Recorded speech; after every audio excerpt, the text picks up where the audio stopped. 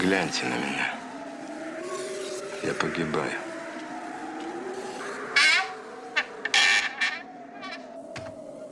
Негодяй в грязном колпаке. Повар столовой нормального питания, служащий Центрального совета народного хозяйства. Обварил мне бок. Какая гадина. А еще пролетарий. Господи, как больно. Чем я ему помешал? Неужели я обожру Совет народного хозяйства, если в помойке пороюсь? Жадная тварь. Вор с медной мордой. Боже, как есть хочется.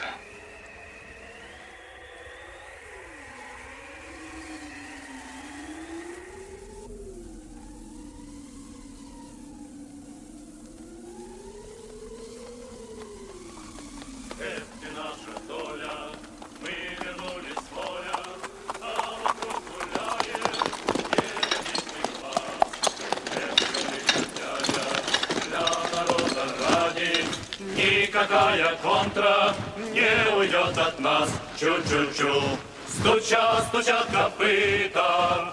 Чу-чу-чу, ударил пулемет. Белая гвардия на голову разбита, а Красную армию никто не разобьет.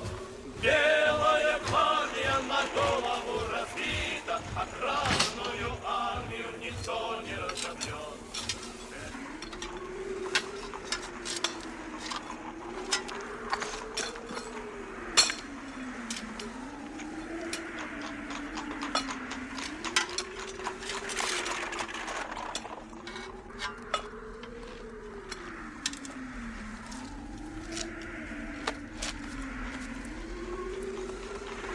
Дворники из всех пролетариев самая гнусная мразь.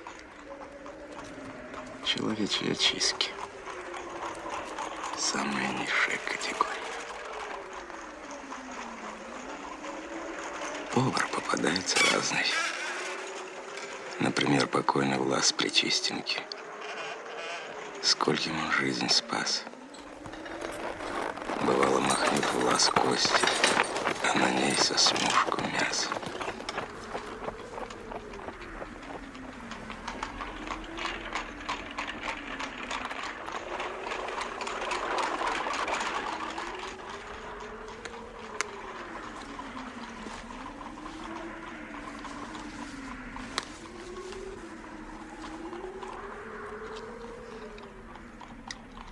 Шарик, замерз, бедняжка?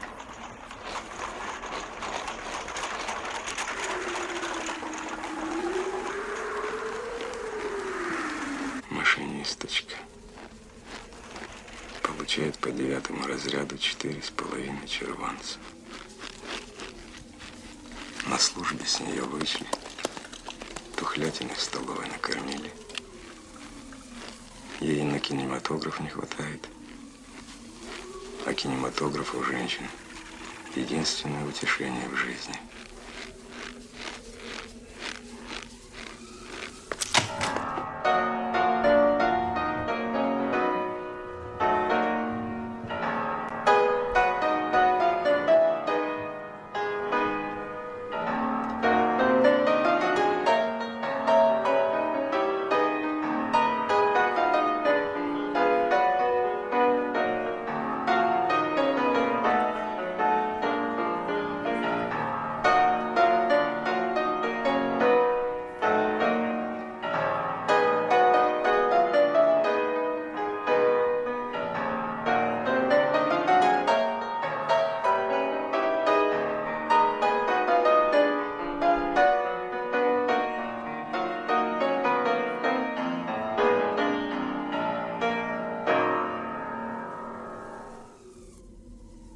Били вас по заду сапогом, а кирпичом по ребрам получали? Все тело мое изломано, бито. Надругались над ним люди. Достаточно. Шарик называла она меня. Какой я к черту шарик? Шарик — это значит круглый, упитанный, глупый. Овсянку жрет сын знатных родителей. А я? Даль моей карьеры видна мне совершенно отчетливо. Завтра я получу воспаление легких, а получив его, я, граждане, подохну с голоду. Поползу я на животе, ослабею, и любой спец пришибет меня палкой.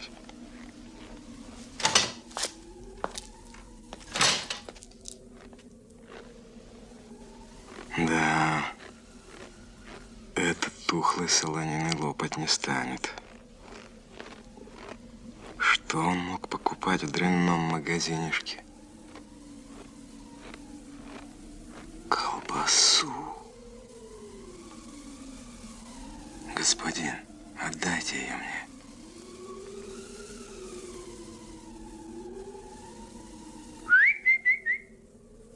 В сущности, зачем вам особая краковская? Для чего вам гнилая лошадь?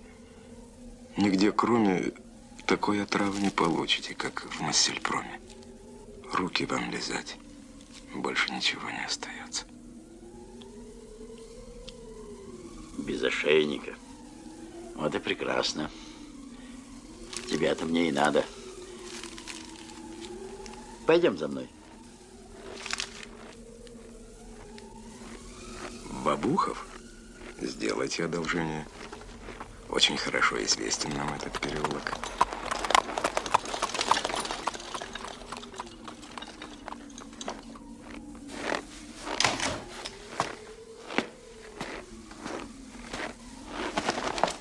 Здравия желаю, Филипп Филиппович. Здравствуй, Федор. Писем не было? Никак нет. Ну что ж ты сидишь?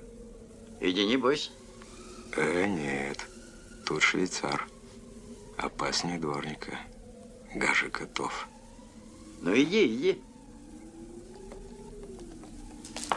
Пожалуйте.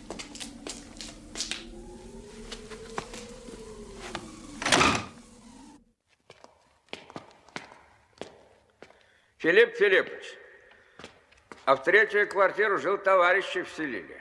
Ну, Так точно, целых 4 штуки. боже мой, воображаю, что там делается в этой квартире. Ну и что же они? Да ничего, А Федор Павлович? за ширмами поехали и за кирпичом. Перегородки будут ставить, Филипп Филиппович.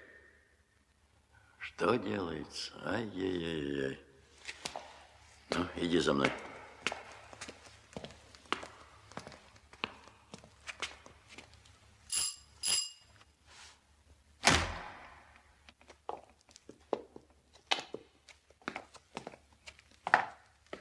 Где ж вы такого взяли, Филипп Филиппович? Да чего ж паршивый? Ну, что ты говоришь? Какой паршивый? Это не парша. О, это ожог. Это какой же негодяй тебя обварил? Сейчас же его в смотровой, а мне халат. Ну, пойдем со мной. Пойдем. Сюда, сюда. Пойдем.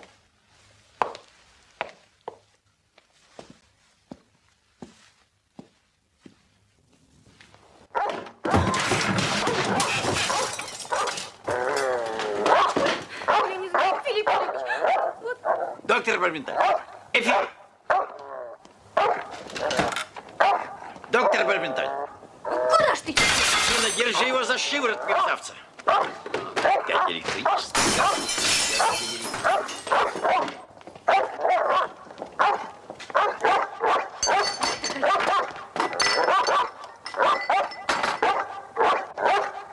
Сейчас.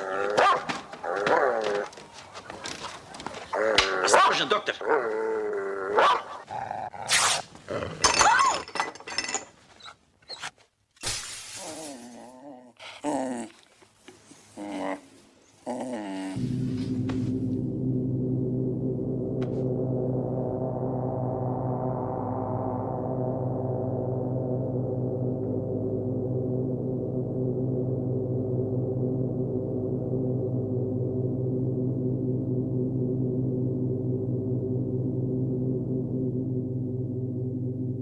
От Севильи до Гренады в тихом сумраке ночей.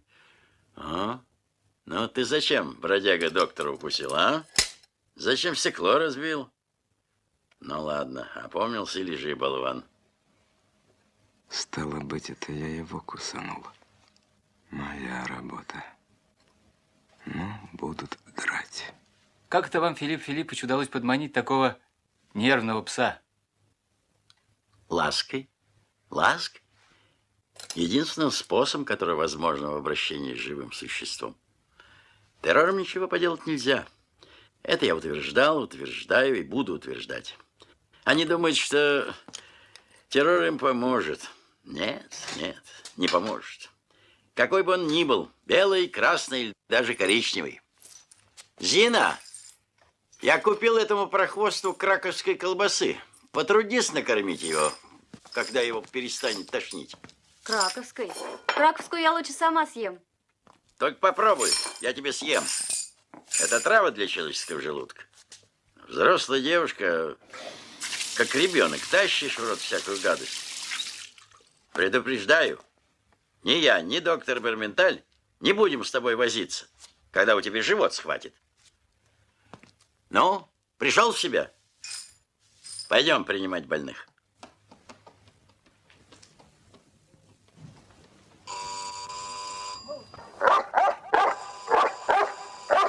Молчать. Прежний. Здравствуйте, профессор. Ба, да вас нельзя узнать, голубчик. Вы маг и чародей, профессор. Как сон. Мы одни, профессор.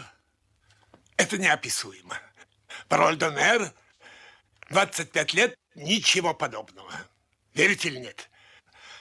Каждую ночь обнаженные девушки стаями. Снимайте штаны. Эх, профессор, если бы вы открыли способ, чтобы и волосы омолаживать. Не сразу, дорогой мой, не сразу.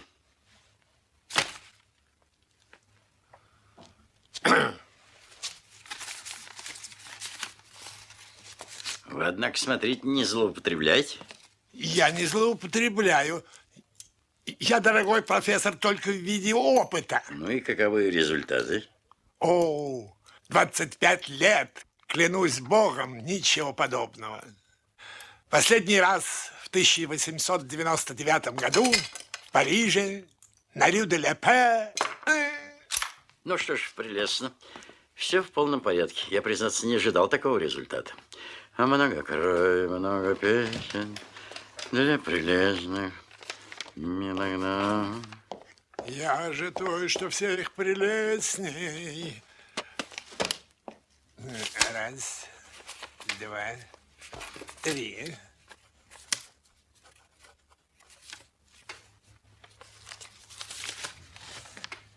Две недели можешь не показываться.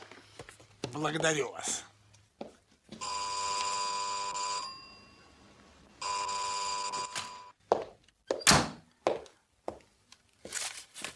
Годы показаны неправильно. Вероятно, 54-55.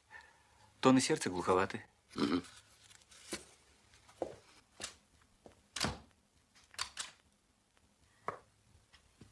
Прошу вас. Здравствуйте, профессор. Сколько вам лет, сударыня? О, профессор. Если бы вы знали, профессор, клянусь, какая у меня драма. Лет, я вам говорю, сколько? Честное слово, ну, 45. Сударыня, меня ждут. Не задерживайте, пожалуйста. Вы же не одна. Я вам как одному, как светили науки. Сколько вам лет, сударыня? Это просто ужасно. 51. Снимайте штаны. Прошу. Это такая драма, профессор. Это так ужасно. Я просто не знаю, что мне делать. Помогите, профессор. Похабная квартирка. Но до чего хорошо.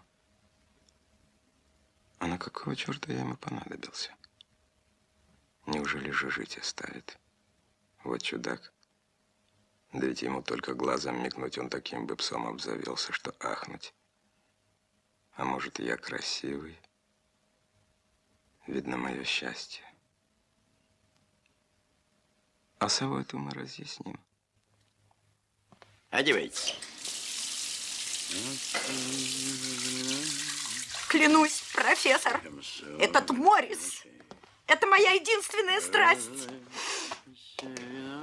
Он карточный шулер. Его знает вся Москва. Он не может пропустить ни одной гнусной модистки. Ведь он так дьявольски молод. Я вам, сударыня, вставлю яичники обезьяны. Как? Неужели, профессор, обезьяны? Да. А когда же операция? От Сибири до Гренады в тихом сумраке ночей. Понедельник. Ляжьте в клинику утром. Мой ассистент приготовит вас. Нет, я не хочу в клинику. А нельзя ли у вас, профессор? Нельзя, ведь я у себя делаю операции лишь в крайних случаях. Это слишком дорого стоит. 50 червонцев. Я согласна. Договорились. До свидания, профессор.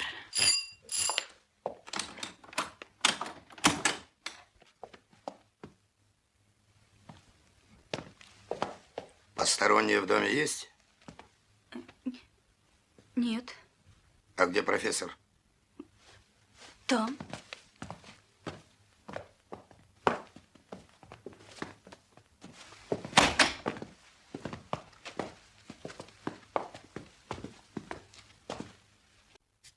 Вы ко мне? Спокойно, товарищ. Мы к вам, профессор, и вот по какому делу. Вы напрасно, господа, ходите без калош. Во-первых, вы простудитесь, а во-вторых, вы наследите меня на коврах. А все ковры у меня персидские. Во-первых, мы не господа. Во-первых, вы мужчина или женщина? Какая разница, товарищ? Я женщина. В таком случае вы можете остаться в кепке. А вас, милостивый государь, попрошу снять ваш головной убор. Я вам не милостивый государь. Мы к вам, профессор, и вот по какому делу. Кто это мы? Мы новое домоуправление нашего дома. Я Швондер, она Вяземская, товарищ Пеструхин и товарищ Жаровкин.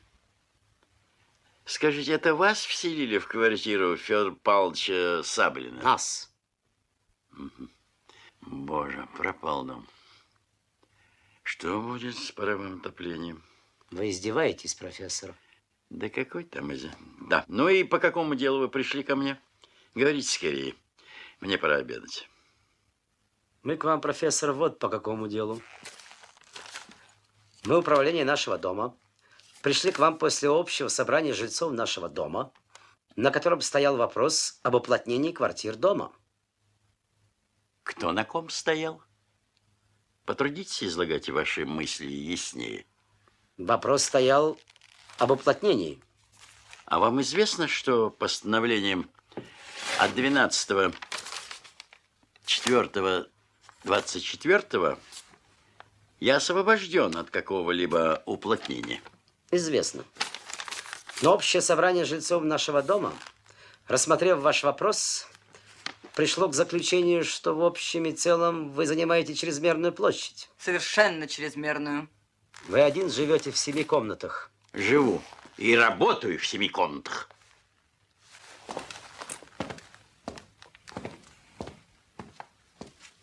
И желал бы иметь 8-ю. Она мне необходима под библиотеку. 8-ю. Вот здорово.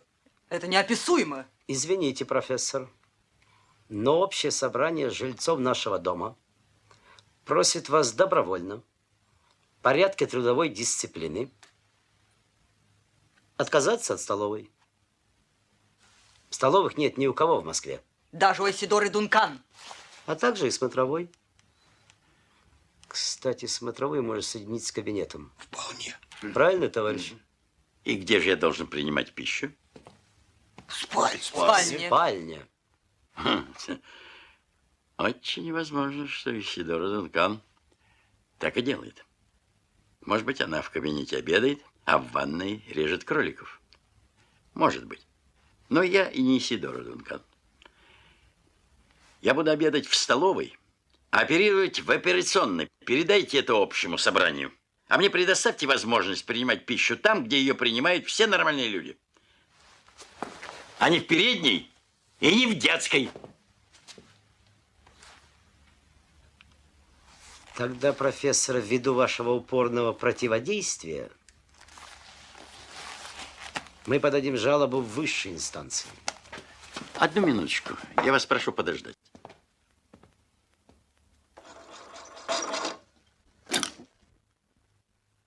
Петр Александрович, пожалуйста. Профессор Преображенский. Петр Александрович, очень рад, что вас застал. Благодарю вас, здоров.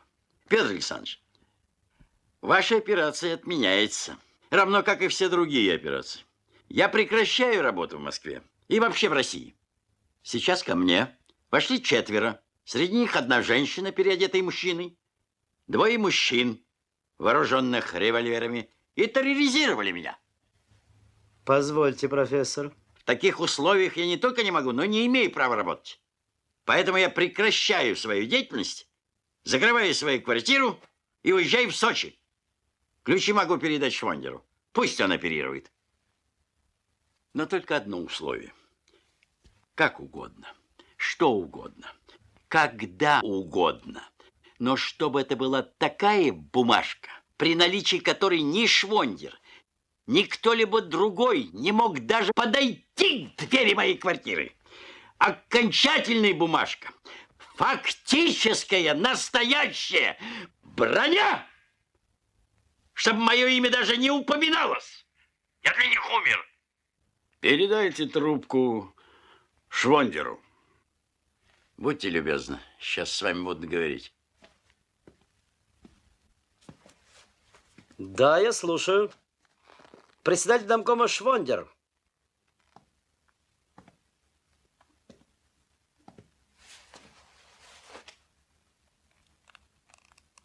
Так. Так мы же действовали по правилам. Так. У профессора и так исключительное положение. Мы знаем об его работах. Целых 5 комнат хотели оставить.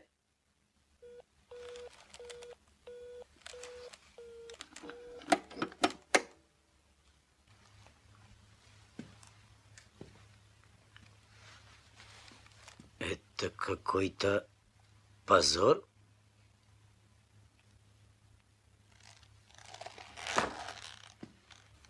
Если бы сейчас была дискуссия, я доказал бы Петру Александровичу... Виноват. Вы сию минуту хотите открыть дискуссию?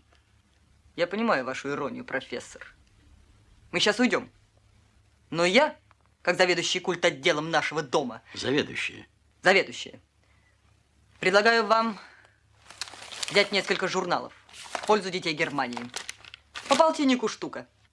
Не возьму. Но почему вы отказываетесь? Не хочу.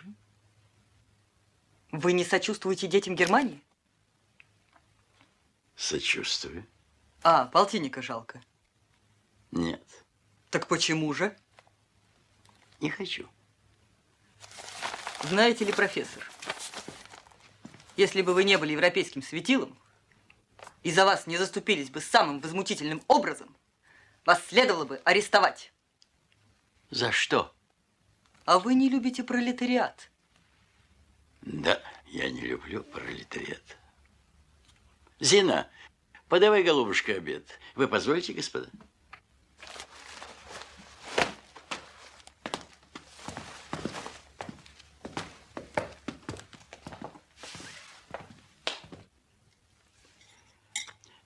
Доктор Барбендаль, оставьте икру в покое, умоляю вас. И послушайте моего доброго совета. Налейте не английской, а обыкновенной русской водки. Новоблагословенная? Бог с вами, голубчик. Дарья Петровна сама отлично готовит водку. Не скажите, Филипп Филиппович. Все утверждают, что новая очень приличная. 30 градусов. А водка должна быть в 40 градусов, а не в 30, это во-первых. Во-вторых, бог знает, чего они туда плеснули. Вы можете сказать, что им придет в голову? Все что угодно. И я того же мнения. О, а теперь, Иван Иванович, мгновенно вот эту штучку. Если вы мне скажете, это плохо, вы мой кровный враг на всю жизнь.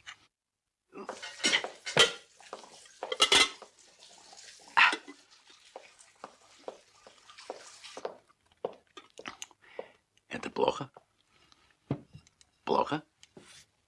Ответьте, уважаемый доктор. Это бесподобно.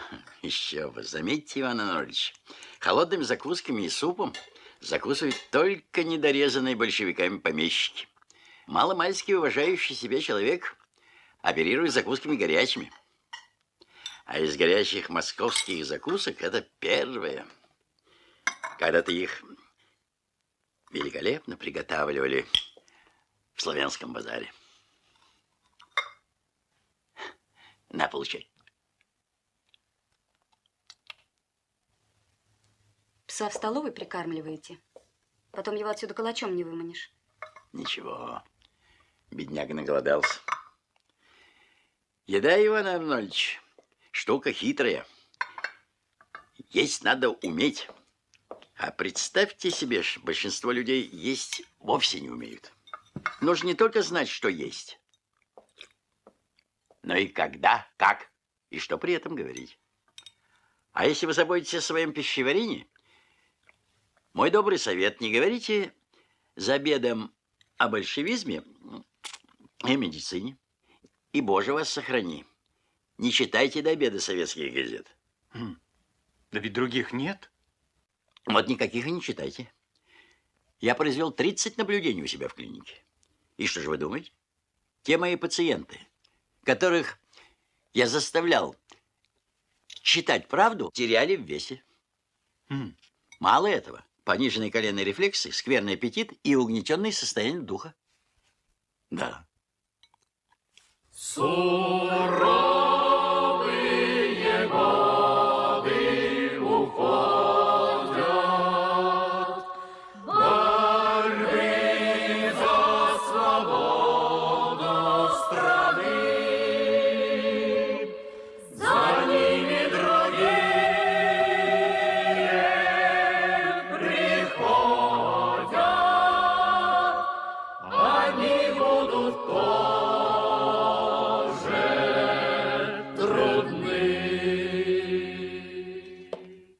Зинуш, что это значит? Опять общее собрание сделать. Опять? Ну, теперь стало пошло. Пропал дом. Все будет как по маслу. Вначале каждый вечер пение, затем в сортирах замерзнут трубы, потом лопнет паровое отопление и так далее. Вы слишком мрачно смотрите на вещи, Филипп Филиппович. Они теперь резко изменились. Голубчик, я уж не говорю о паровом отоплении. Пусть, раз социальная революция, не надо топить. Но я спрашиваю, почему это? Когда это началось, все стали ходить в грязных калошах и валенках по мраморной лестнице. Вот это да.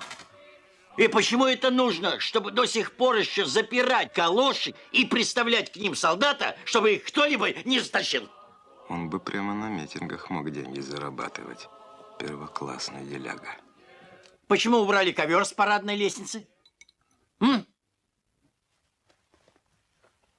Что? Карл Маркс запрещает держать на лестнице ковры? Где-нибудь у Карла Маркса сказано, что второй подъезд дома на Причистенке нужно забить досками, а ходить кругом вокруг через черный вход? Кому это нужно? И почему это пролетарий не может снять свои грязные калоши внизу, а пачкает мрамор? Да у него ведь, Филипп Филиппович, вовсе нет калош. Ничего похожего. На нем теперь есть калоши. И это калоши мои. Это как раз те самые калоши, которые исчезли весной 17-го года. Спрашивается, кто их попер? Я? Не может быть. Буржуй Саблин? Сахарозаводчик Полозов? Да ни в коем случае. Это сделали как раз вот эти самые пивуны. Да хотя они бы снимали их на лестнице. Какого черта убрали цветы из площадок? Почему электричество? Дай бог памяти, тухло в течение 20 лет 2 раза, в теперешнее время аккуратно гаснет 2 раза в день. Разруха, Филипп Филиппович. А что означает эта ваша разруха? Старуха с клюкой? Ведьма, которая вышибла все стекла, потушила все лампы? Да ее вовсе не существует, доктор. Что вы подразумеваете под этим словом, а? А это вот что. Когда я вместо того, чтобы оперировать каждый вечер, начну в квартире петь хором, у меня настанет разруха. Если я, входя в уборную, начну, извините за выражение, мочиться мимо унитаза, и то же самое будут делать Зина и Дарья Петровна, в уборной у меня начнется разруха. Следовательно, разруха не в клозетах, а в головах. Значит, когда эти баритоны кричат «долой разруху», я смеюсь. Ей-богу, мне смешно. Это означает, что каждый из них должен лупить себя по затылку. И вот когда он выбьет из себя все эти, понимаете, галлюцинации и займется чисткой сараев прямым своим делом, разруха исчезнет сама собой. Двум богам служить нельзя, дорогой доктор. Невозможно в одно и то же самое время подметать трамвайные пути и устраивать судьбы каких-то иностранных оборванцев. Контрреволюционные вещи, говорите, Филипп Филиппович? А ничего опасного. Никакой контрреволюции. Кстати, вот еще слово, которое я совершенно не выношу. Абсолютно неизвестно, что под ним скрывается. Черт знает что. Так вот я и говорю, никакой контрреволюции в моих словах нет. В них здравый смысл и жизненная опытность. Мерси. Я вам сегодня вечером не нужен, Филипп Филиппович? Нет, благодарю вас. Мы сегодня ничего делать не будем. Во-первых, кролик издох, а во-вторых, в Большом Аида. А я давно не слышал. Помните дуэт? Ла-ла-ла-ла-ла-ла-ла. Ко второму акту поеду. Как это вы успеваете, Филипп Филиппович? Успевает всюду тот, кто никуда не торопится. Я за разделение труда. Доктор, в Большом пусть поют. Я буду оперировать. И очень хорошо. И никаких разрух. Но скоро у тебя Бог заживет. Да, Иван Арнольевич, повнимательнее последите, как только подходящая смерть, тотчас со стола питательную жидкость и ко мне. Не беспокойтесь, Филипп Филиппович, патологоанатомы мне обещали. Угу. Профессор, это будет небывалый в мире эксперимент. Не сомневаюсь. Ну, а пока мы уличного неврастенника понаблюдаем. Скоро ты нам понадобишься.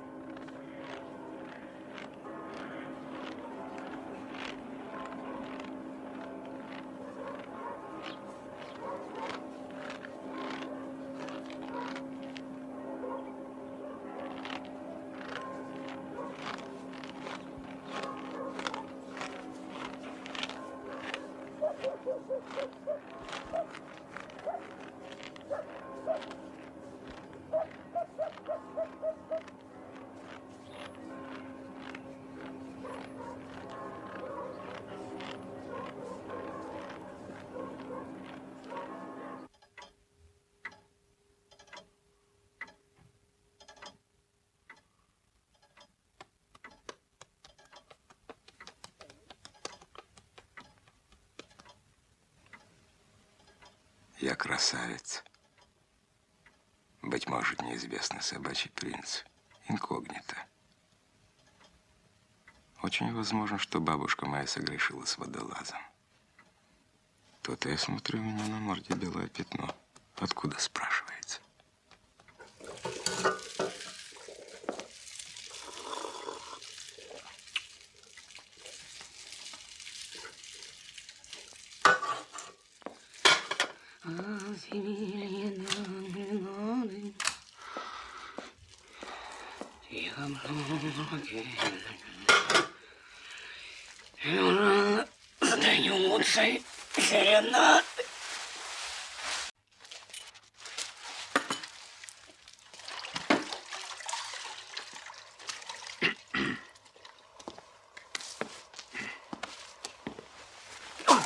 Ой, ну что ты, как демон пристав. Ну, подожди, ну Зина же войдет. Ну что ты, как будто тебя омолодили. Нам это ни к чему. Ой, ну ладно. Да чего ж ты огненная? Ну, вон! Бессовестный. Уже поленом сейчас, чтобы не подсматривал. Я нарочно не убрала, Филипп Филиппович, чтобы вы полюбовались. Вы мордой его потычьте в сову, чтобы он знал, как вещи портить.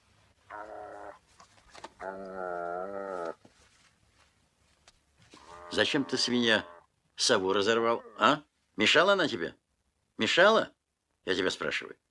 Зачем профессора Мечникова разбил? Его нужно хоть раз хлыстом отодрать, а то он совсем избалуется. Вы посмотрите, что он с вашими калошами сделал, Филипп Филиппович. Не надо никого никогда драть. Запомни это раз и навсегда. На человека и на животное можно действовать только внушением. Мясо ему давали? Господи, да он весь дом обожрал. Удивляюсь, как он не лопнет. Ну и пусть тебе ест на здоровье. Доктор Барменталь не звонил? Убийства не было? Нет. Сову сегодня же отправить чучеленьку. Кроме того, вот тебе 8 рублей и 16 копеек на трамвай. Съезди к Мюру и купи хороший ошейник. Но чем тебе профессор Мечников помешал? Ха, хулиган.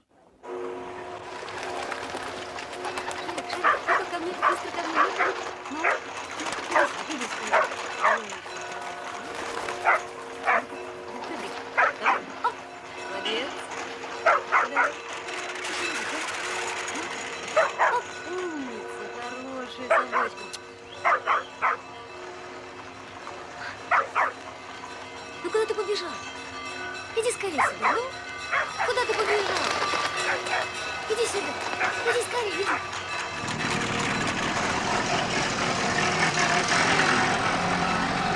Ошейник все равно, что портфель. Я вытащил самый главный собачий билет. Ножом в сердце? Отлично. Сейчас же везите. Сейчас же. Зина, Дарью Петровну к телефону записывать. Никого не принимать. Переодевайся, ты мне нужна.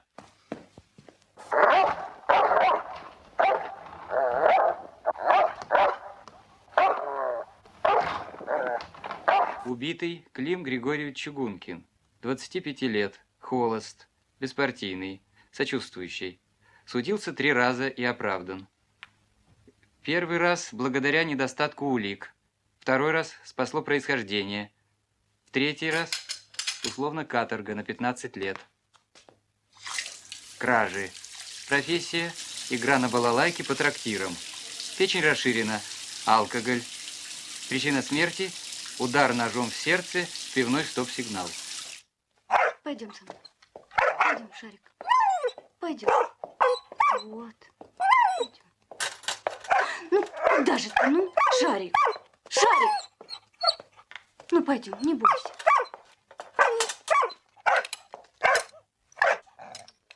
Сними ошейник. Только не волнуй его. Доктор, скорее эфир.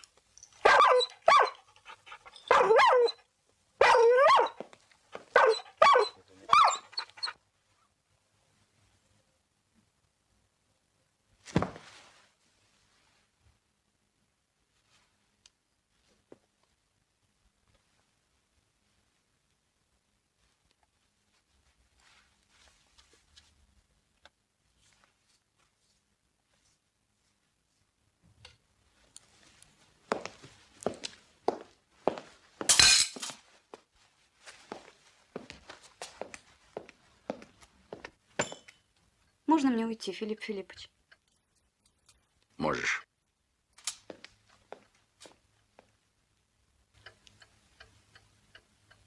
Ну, доктор, на все про все у нас 9,5 минут. С Богом, нож.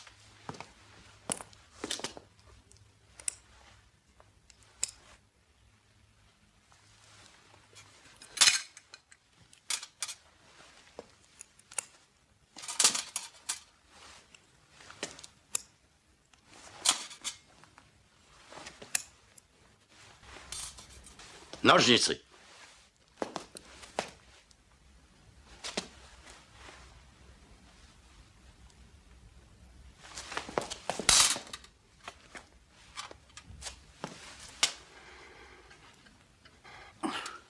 Железы давайте.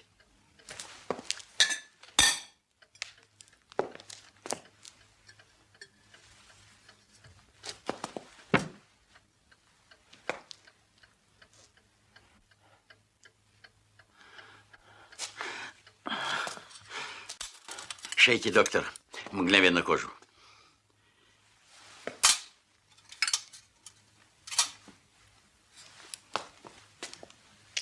Вам нет равных в Европе, ей-богу, профессор. Перестаньте.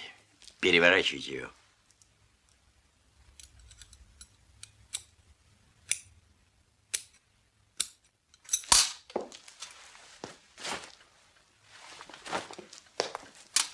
Быстрее.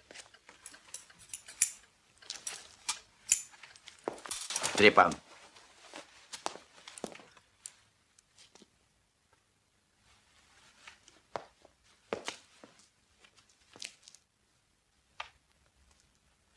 Пульс резко падает.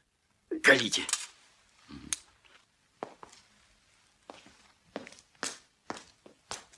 Сердце? Что вы спрашиваете? Он же 5 раз бы у вас умер. Колите. Живет, но еле-еле. Хватит рассуждать. Живет, не живет. Гипофиз давайте.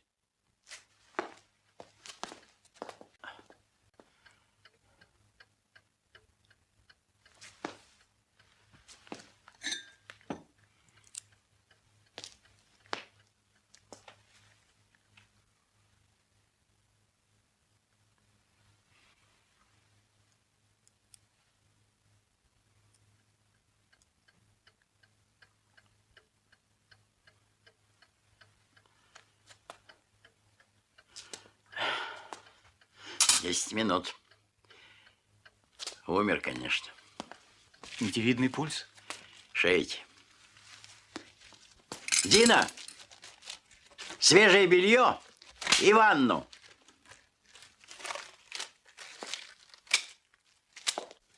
А? Черт возьми, смотри. Живой. Но все равно и сдохнет. Жаль, пса хороший был, ласковый. Хотя и хитрый. Значит, Тимофеева, вы желаете озвездить свою двойню? Да мне бы имена им дать. Ну что ж, я предлагаю такие имена.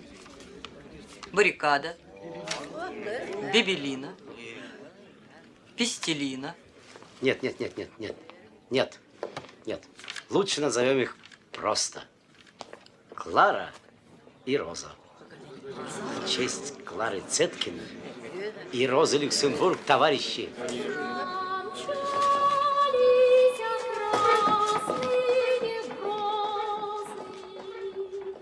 Победа настала кругом.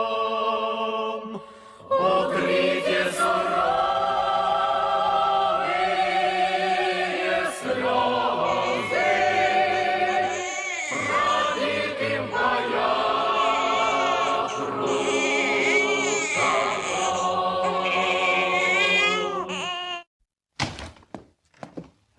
Знакомьтесь, коллега. Профессор по кафедре кожных болезней Василий Васильевич Бундарев и директор Московского ветеринарно-показательного института Николай Николаевич Персиков. Здравствуйте. Прошу.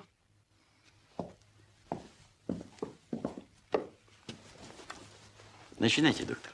Я просто теряюсь. Ей-богу, сойти с ума. Начинайте, начинайте. 23 декабря произведена первая в Европе операция по методу профессора Преображенского. Под хлороформенным наркозом удалены семенные железы и гипофиз собаки, и вместо них пересажены железы и гипофиз, взятые от скончавшегося мужчины. Показания к операции. Постановка опыта для выяснения вопроса о приживаемости гипофиза и о его влиянии на омоложение. Оперировал профессор Преображенский, ассистировал доктор Барменталь. Интересно. Ну и что?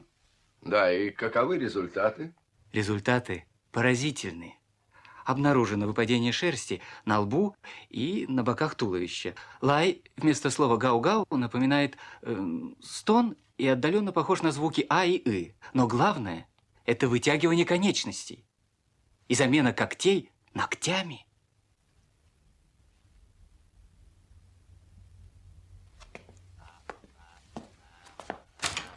Прошу, доктор. Прошу, господа.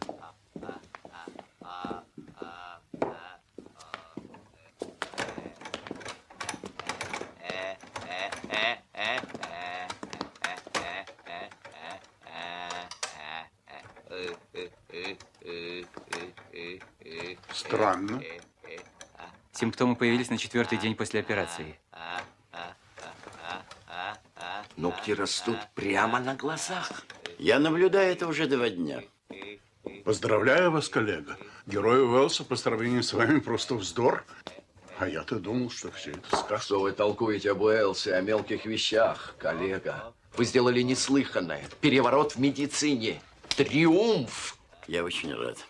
Однако, коллеги, какой мы поставим диагноз? Случай не описан в литературе. Я затрудняюсь.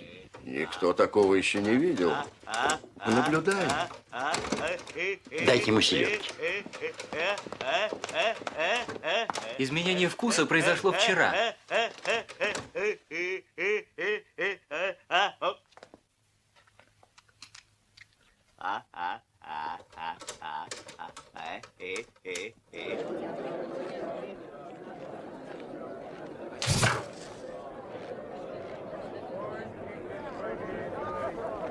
Говорят, здесь марсиане поселились.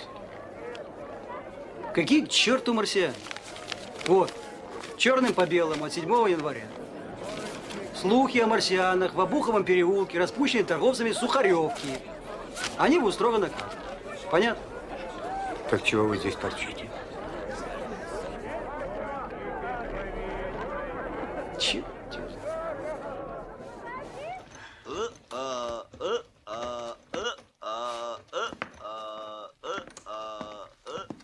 Когда я опубликую эту работу, я отмечу, что без вас я не справился бы.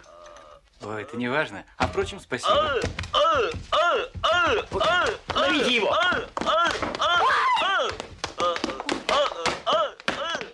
Профессор, он встал на ноги. Однако, как он набирает вес? 25 килограммов. Да жрет же вдвое больше, чем прежде. Включите фонограф. О, это феноменально. Может быть, он есть хочет? Принесите, пожалуйста. Профессор, на наших глазах происходит чудо. А вы знаете, что такое оборвал? Это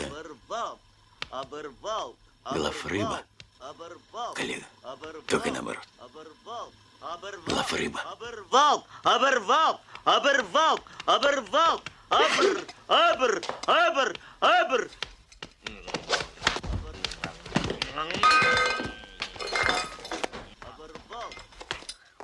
Доктор, дошатырный спирт. Профессор, у него отвалился хвост. Быть может, на долгие века запомнит человечество это наследие, доставшееся науке от эпохи военного коммунизма. Пусть из этих, живущих отдельной жизнью желез, будут созданы особые рабочие станки, специальные фабрики по омоложению и исправлению живых людей.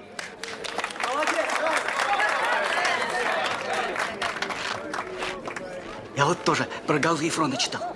Вот он прочел. Читаешь. Слова легкие. Вячеслав, Богуслав. И убей бог, не помню, какой кто. Книжку закроешь, все вылетело. Помню одно. Мандриан. Какой, думай, Мандриан? Нет там никакого Мандриана. Там с левой стороны два Бронецких. Один господин Адриан, другой Мариан. А у меня Мандриан. А у меня Мандриан. Нет. Приема не будет. Не могу. Черт-те что.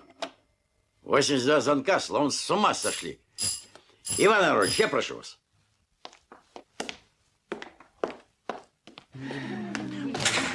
Извините, я корреспондент вечерней газеты. Извините, спасибо. Простите, доктор, но... Я прошу извинения, но сегодня приема не будет. Профессор каждому сообщит о времени приема. Извините, но сегодня никак нельзя. Извините, пожалуйста. Примус! Признание Америки! Москва-Швея! Примус! Пивная! Еще парочку! Пивная! Еще парочку! Пивная! Еще парочку! Пивная! Еще парочку! Москва-Швея! Москва-Швея! Пивная! Еще парочку! Буржуи! Буржуи! Не толкайся, подлец! Слезай с подножки! Я тебе покажу твою мать! Перестань. Примус! Признание Америки! Москва-Швея! Москва-Швея! Москва-Швея! Примус! Пивная! Я должен признать свою ошибку. Еще парочку! Перемены гипофиза дают не омоложение, а полное очеловечивание. От этого ваше изумительное, потрясающее открытие не становится меньше. Москва-Швея! Я тебе покажу твою мать! Москва-Швея! Москва-Швея. Да-да, дорогой доктор, Москва-Швея. Примус! Я вас прошу, Иван Иванович, купить ему штаны и пиджак. Удивительное явление. Недавно в Обуховском переулке родился ребенок, который играет на скрипке. Только с помощью современных средств медицины он смог появиться на свет. На нашем снимке профессор Ф. Преображенский, делавший кесарево сечение матери. Кесарева. Ну, кесарево.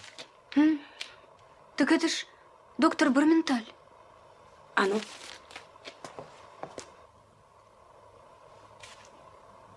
Истинно вам говорю.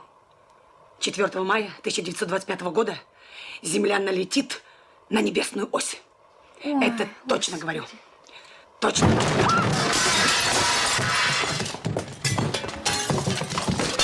Держите его! Держите его!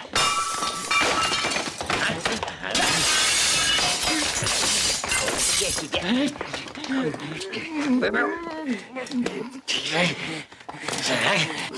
Надевайте штаны. Сейчас. В очередь, сукины дети! В очередь! Дайте ему селедку. В очередь! Сейчас.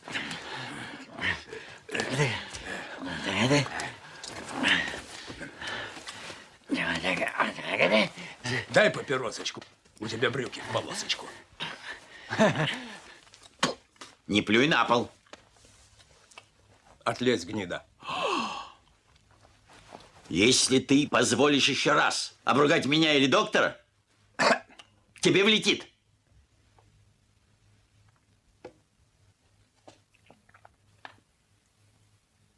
Он понимает. Филипп Филиппович, он понимает. С каждым днем в нем просыпается сознание. Профессор, шарик разовьется в чрезвычайно высокую психическую личность. Вы думаете? Что с вами, Филипп Филиппович? Такой кабак мы с вами наделали с этим гипофизом, что прямо хоть из квартиры беги. Я вас очень прошу, дорогой Иван Иванович, переезжайте ко мне на время, а то я с ним не справлюсь.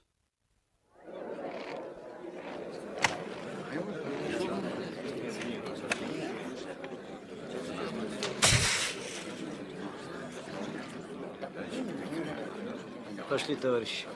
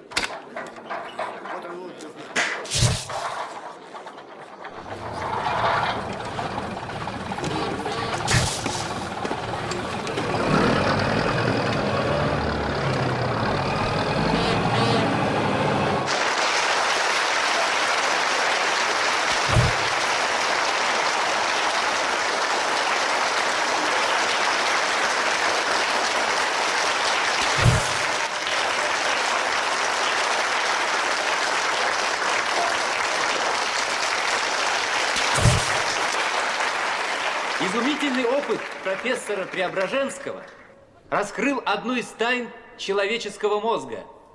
Отныне загадочная функция гипофиза разъяснена.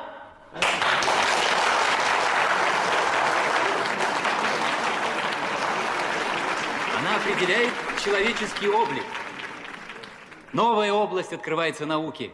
Без реторты Фауста создан гомункул. Скальпель хирурга вызвал к жизни новую человеческую единицу.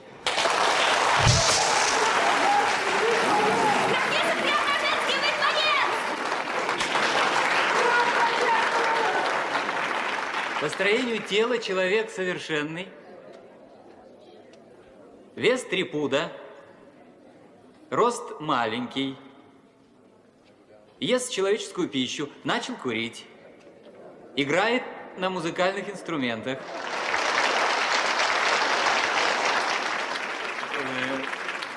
Прошу вас.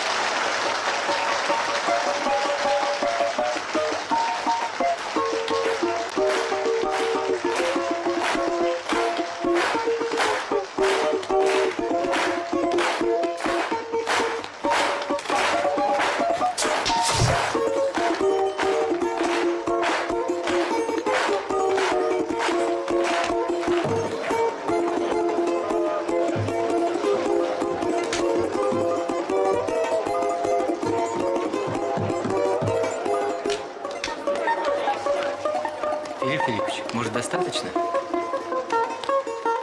Эх, говори, Москва, разговаривай, Россия!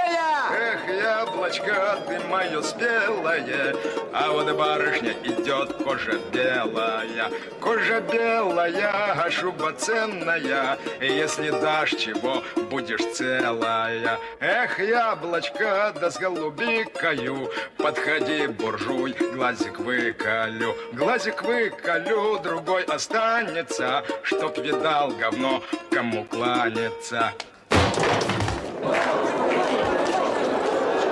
Филипп Филиппович, что с вами? Филипп Филиппович. Профессор.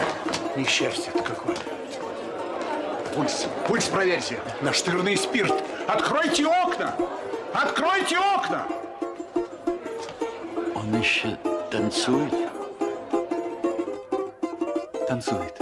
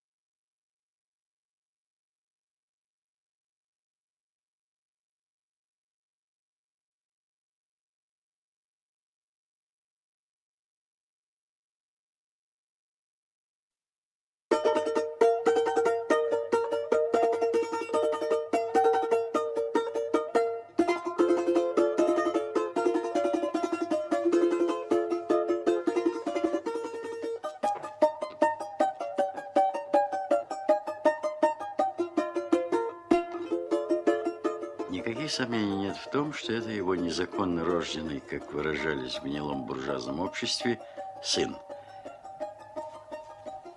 Вот как развлекается наша псевдоученая буржуазия. 7 комнат, каждый умеет занимать до тех пор, пока блистающий меч правосудия не сверкнул над ним красным лучом.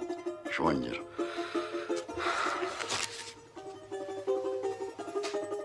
Черт знает что. Светит месяц, светит ясный. Светит, черт, пристал эта мелодия. Зина, скажи ему, что уже 5 часов, чтоб прекратил. Да. И позови его сюда, пожалуйста.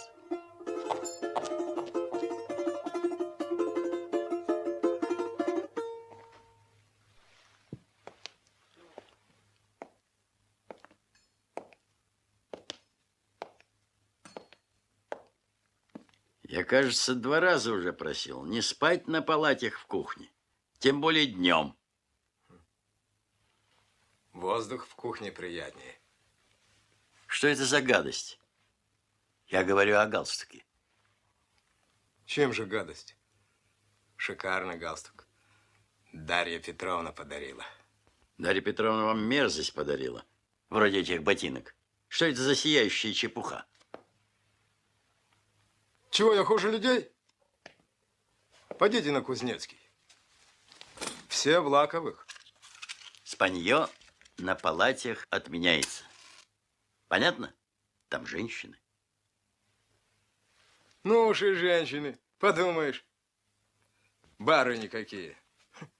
Обыкновенная прислуга форсу, как у комиссарши. Это вся Зинка ябедничает. Не сметь Зину называть Зинкой. Понятно? Понятно, я спрашиваю? Понятно. Значит так, окурки не бросать, не плевать, с писсуаром обращаться аккуратно. С Зиной всякие разговоры прекратить. Она жалуется, что вы в темноте ее подкарауливаете. Кто сказал пациенту, пес его знает? Что вы в самом деле? В кабаке, что ли? Что-то вы меня больно утесняете, папаша. Что? Какой я вам папаша? Что это за фамильярность? Называйте меня по имени-отчеству. Да что вы все? То не плевать, то не кури, туда не ходи. Чисто как в трамвае. Чего вы мне жить не даете? И насчет папаши. Это вы напрасно. Разве я просил мне операцию делать? Хорошенькое дело. Ухватили животную, исполосовали ножиком голову, а теперь гнушаются. А я, может, своего разрешения на операцию не давал. А равно и мои родные. Я иск, может, имею право предъявить.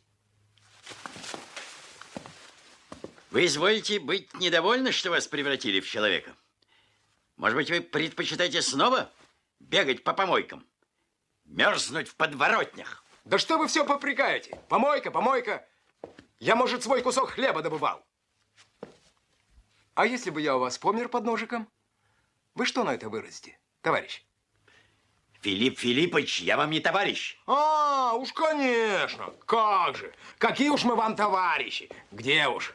Мы понимаем-с. Мы в университетах не обучались. В квартирах по 15 комнат с ваннами не жили.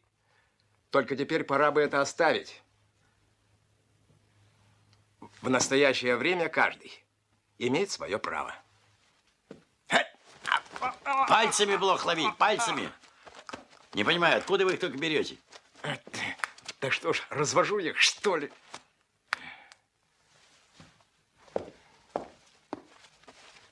Видно, блохи меня любят. Но нету время рыдать, рыдать, когда смеем мы стремя на сталь труда. На все вопросы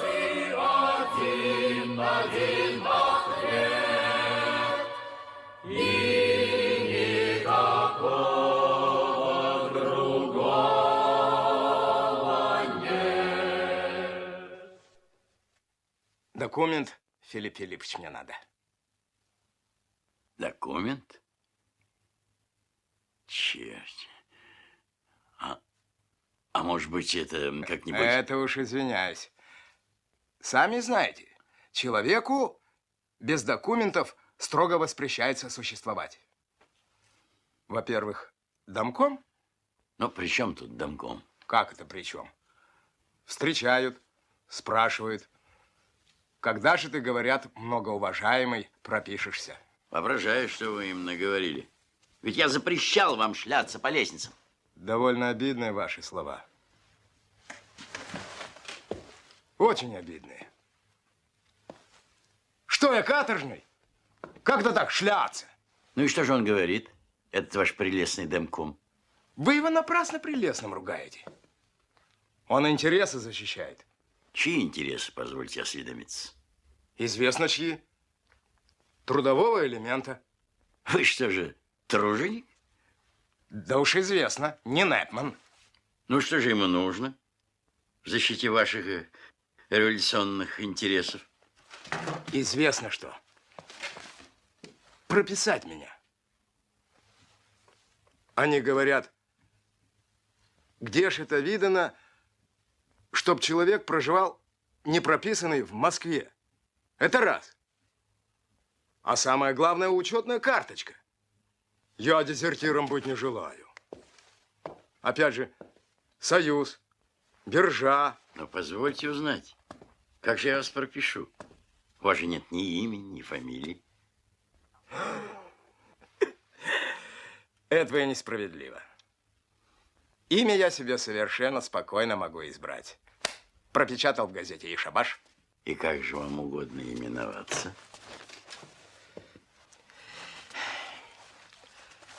Полиграф, полиграф. Ну ладно, не валяйте дурака, я с вами серьезно разговариваю. Что-то не пойму я. Мне по матушке нельзя, плевать нельзя. А от вас только и слышу. Дурак, дурак. Видно, только профессорам разрешается ругаться в ресифесере, а? Извините, мне ваше имя показалось странным. Где вы только откопали такое? Домком посоветовал. По календарю искали. Какие тебе говорят? Я и выбрал. Зина, из смотровой календарь, пожалуйста. Ни в каком календаре ничего подобного быть не может. Довольно удивительно. Когда у вас смотровой висит? Пожалуйста. Ну и где? Да вот, 4 марта празднуется. Да, действительно. В печку его. Сейчас же. Ну, а фамилию позвольте узнать. Фамилию? Я согласен наследственную принять. А именно? Шариков.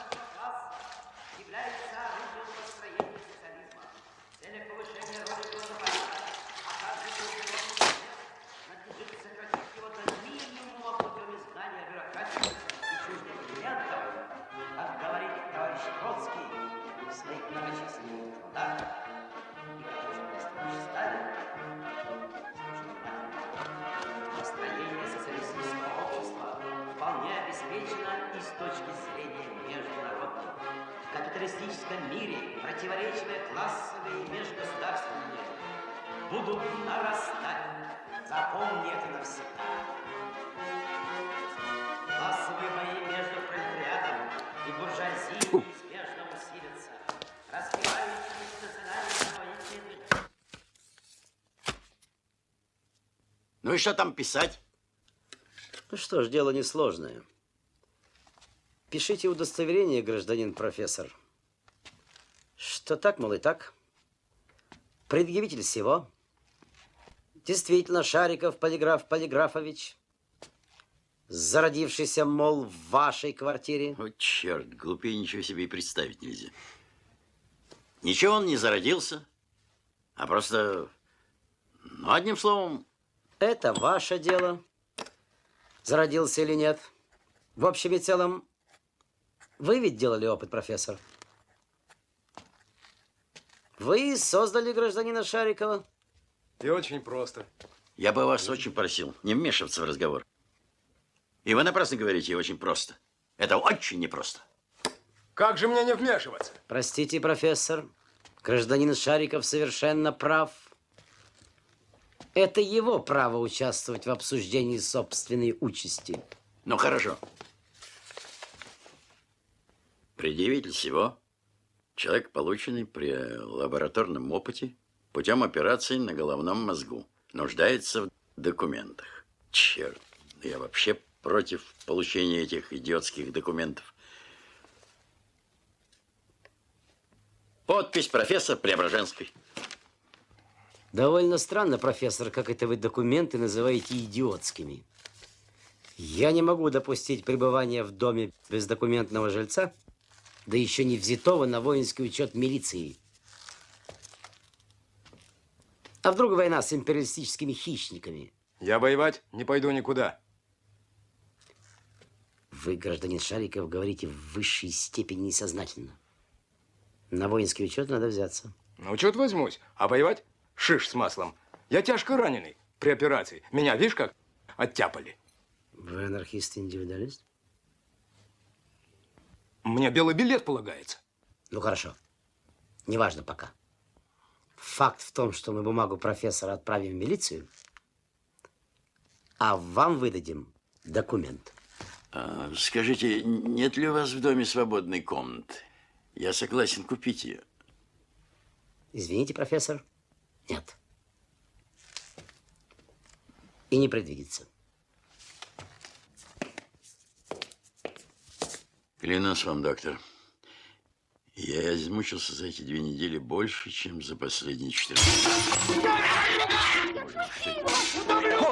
Куда? Я сколько раз приказывал, чтобы котов не было. Где он? Да здесь он, окаянный черт в ванну. Иван Иванович, успокойте пациента, пожалуйста. Открыть сию минуту! Здесь кот!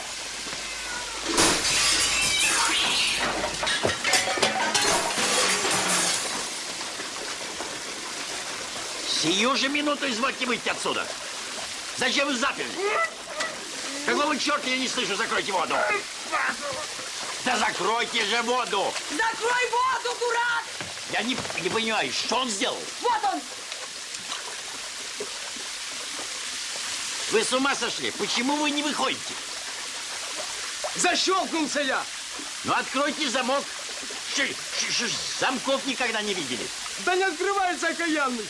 Там пупочка такая есть. Там пупочка есть! Нажмите ее к низу. Вниз надо! Вниз нажимайте, вниз. Ни пса не видно! Лампу зажгите. Он взвесился. Собака! Да котяра проклятый лампу раскокал, а я стал и подлеца за ноги хватать, кран вывернул, а теперь найти не могу. Господи Иисусе, помилуй нас грешных.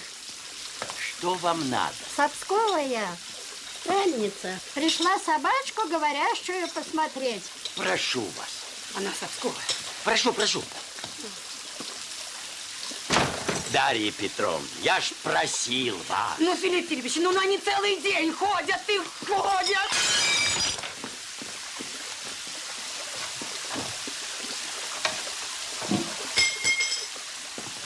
Скорее, Федор!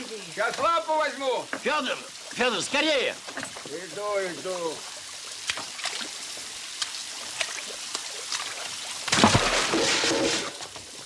Федор, ну что там? Филипп Филиппович, надо открывать. Пусть разойдется, отсосем из кухни. Открывай!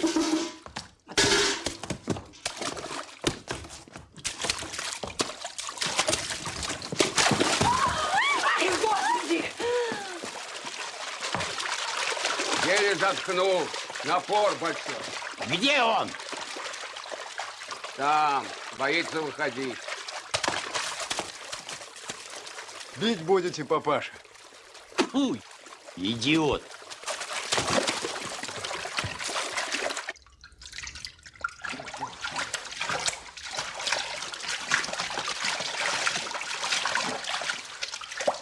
Ты что, это леший ее по всей квартире гоняешь? Набирай его в миску. Да что в миску? Она в парадное вылезет. О, дурак. Ну, дурак. Сегодня приема не будет, у нас несчастье. Труба лопнула. Нет, нет, сегодня никак не получится. Сегодня никак не... Зина, отсюда вытирать, она же сейчас на парадной потечет. Ну что же вы, а? Хорошо, ладно. Нет, сегодня никак не получится. Нет, завтра, в другой день. Иван Арольевич, идите в спальню, я вам туфли дам. Чего, Филипп Филиппович? Какие пустяки? О, Господи.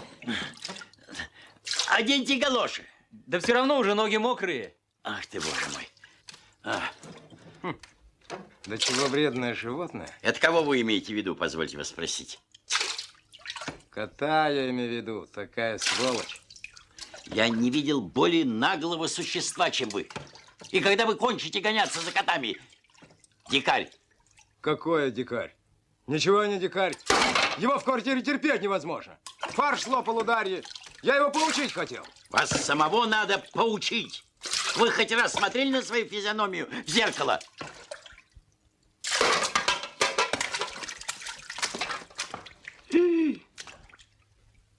Чуть глаза не лишил. Филипп Вот Филиппович, сука, а. Я извиняюсь, уж прямо совестно. Только за стекло в 7-й квартире. Гражданин Шариков камнями швырялся. Чтоб кота? Тот, что в хозяина. Кухарку ихнюю Шариков, значит, обнял. Тот гнать стал. Ну, повздорили. Сколько я должен? 1,5. Еще за такого мерзавца 1,5 целковых платить. Да он сам! Не смейте! Не волнуйтесь, Филипп Филиппович. Вы что, в кабаке, что ли? Прекратите эти выходки!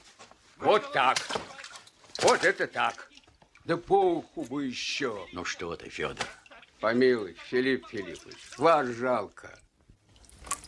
Дух императора, скажи, долго ли продержатся у власти большевики?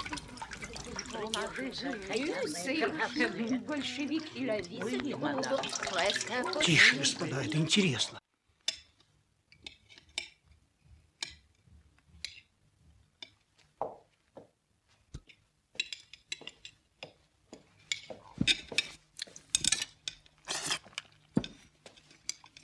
Нет. Извольте заложить салфетку. Ну что, ей-богу? Я не позволю вам есть, пока вы не заложите салфетку. Зина, примите у Шарикова тарелку. Как это так? Примите.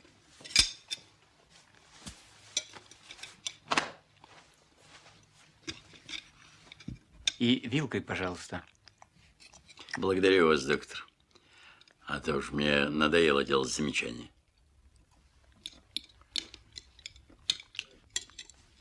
Я водочки выпью. А не будет вам? Вам жалко? Вы, Шариков, чепуху говорите. И возмутительнее всего то, что говорите ее безапелляционно и уверенно. Водки мне, конечно, не жаль. Тем более она не моя, а Филиппа Филипповича. Но это вредно, это раз. А второй, вы и без водки ведете себя неприлично. И так надо наливать. Сначала предложить Филиппу Филипповичу, затем мне, а уж в заключение себе. Вот все у вас как на параде. Салфетку туда, галстук сюда, да извините, да пожалуйста, мерси. А так, чтобы по-настоящему, это нет. Мучите сами себя, как при царском режиме. А как это по-настоящему, позвольте осведомиться?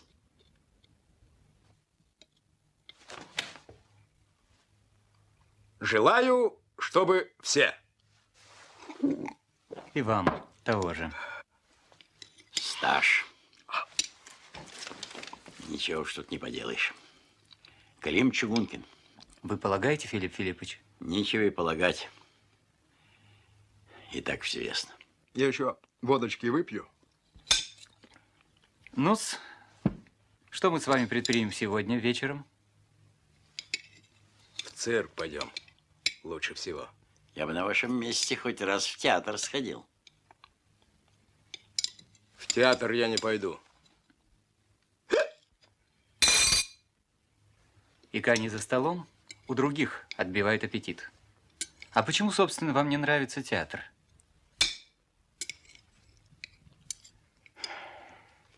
Да дурака валянье.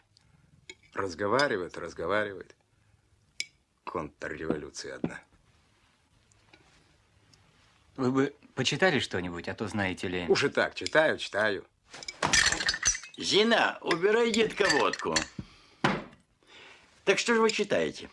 Робинзона Круза? Эту, как ее? Переписку Энгельса с этим. Как его дьявола? Скаутским.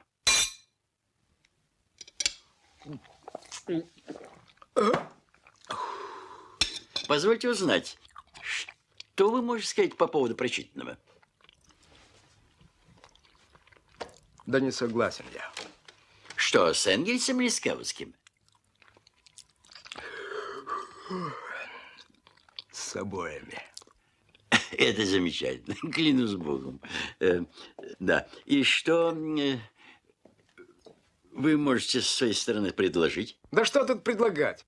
А то пишут. Конгресс, немцы какие-то, голова пухнет. Взять все, да и поделить. Как я и думал. Именно это я и полагал. А вы и способ знаете? Да какой тут способ? Дело не хитрое. А то что ж, один в 7 комнатах расселился, штанов у него 40 пар, а другой по помойкам шляется, питание ищет. Насчет 7 комнат, это вы, конечно, на меня намекаете. Ну что ж, хорошо, я не против дележа. Доктор, скольким мы вчера отказали? 39 человекам. Так, 390 рублей. С вас, Шариков, 130. Потрудитесь внести? Хорошенькое дело. Это за что такое? За кран и за кота! Филипп Филиппович. За безобразие, которое вы учинили, и благодаря которому сорвали прием. Человек как первобытный бегает по всему дому и срывает краны. Кто убил кошку мадам Полосухин? Кто? Вы, Шариков, 3-го дня укусили даму на лестнице. Да она меня по морде хлопнула. У меня и казенная морда. Потому что вы ее за грудь ущипнули. Вы стоите? Вы стоите на самой низкой ступени развития.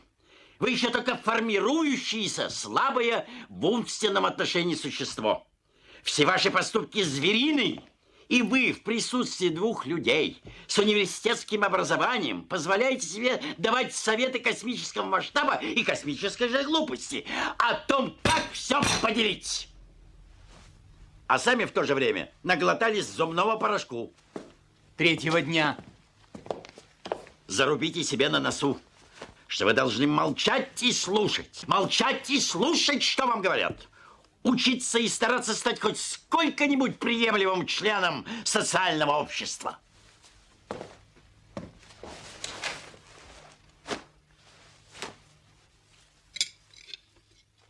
Кстати, какой негодяй снабдил вас этой книжкой? У вас все негодяи. Ну что ж, швондер дал, чтоб я развивался. Я вижу, как вы развиваетесь после Каутского. Зина! Зина! Зина! Там в приемной. Она в приемной? В приемной. Зеленая, как купорос. Да, зеленая книжка. Ну, сейчас полить. Она ж казенная, с библиотеки. Переписка называется. Энгельса с этим чертом в печку ее. Я бы этого швондера повесил, честное слово, на первом суку. Сидит эта изумительная дрянь в доме, как нарыв. Мало того, что он пишет бессмысленные пасквили в газетах, да еще... Доктор, ради бога, съезди с ним в цирк. Только посмотрите, в программе котов нету. И как такую сволочь в цирк допускает? Ну, мало ли кого туда допускают. Что там у них? Слоны и предел человеческой ловкости. Что вы скажете относительно слонов, дорогой Шариков? Что же, я не понимаю, что ли? Кот – другое дело. Слоны – животные полезные.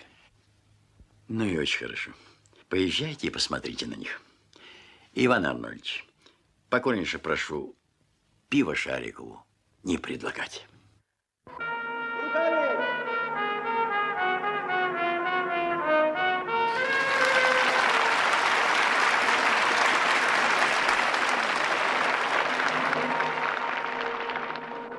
Уважаемая публика, честь имею представить вам знаменитую прорицательницу мадемуазель Жанну из Парижа и Сицилии.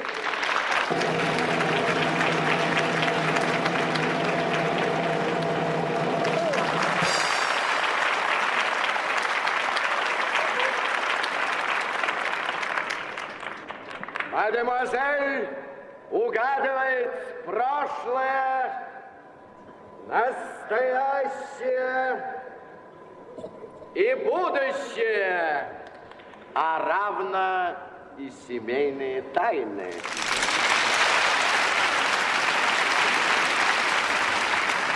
Загадочное лицо, дура. Мадемуазель Жанна!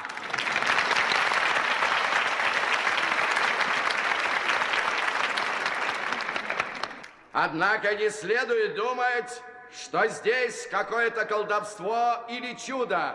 Ничего подобного, ибо чудес не бывает, как это доказал наш профессор Преображенский.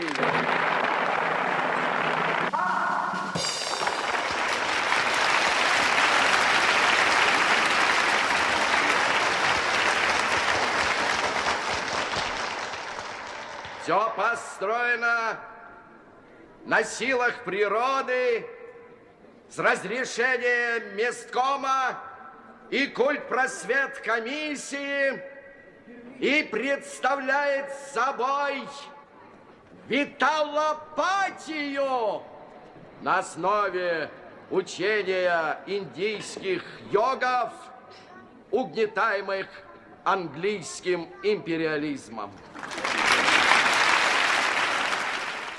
Прошу вопросы, товарищи. Какое самое главное событие в моей жизни? Впереди. Самое главное событие вашей жизни у вас впереди.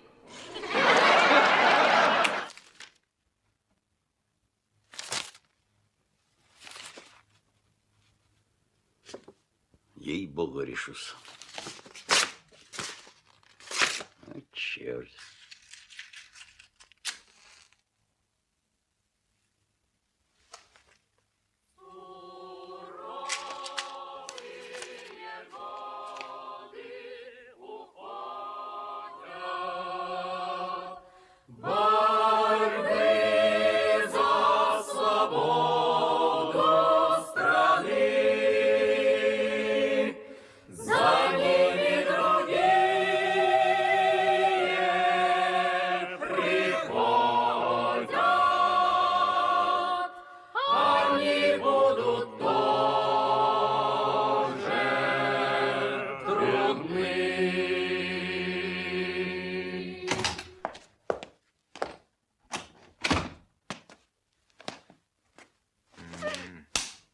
Нахал.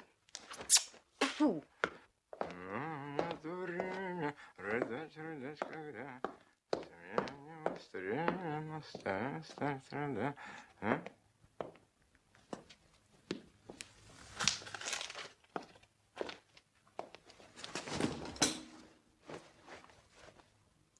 Барменталь! Барменталь! Нет уж, вы меня по имени и отчеству, пожалуйста, называйте. Ну и меня называй по имени и отчеству. Нет, по такому имени и отчеству в моей квартире я вас не разрешу называть. Если угодно, я и доктор Барменталь будем называть вас господин Шариков. Я не господин. Господа все в Париже. О, Швондерова работа. Хорошо. Я сегодня же помещаю в газетах объявлений, и, поверьте, я найду вам комнату. Ну да, такой дурак я. Что вы съехал отсюда? Как? Ну, знаете, вы не нахальничайте, мсье Шариков. Вот, член жилищного товарищества, и мне определенно полагается жилплощадь у ответственного съемщика Преображенского в 16 квадратных аршин. Благоволите? Нет, я этого Швондера в конце концов застрелю.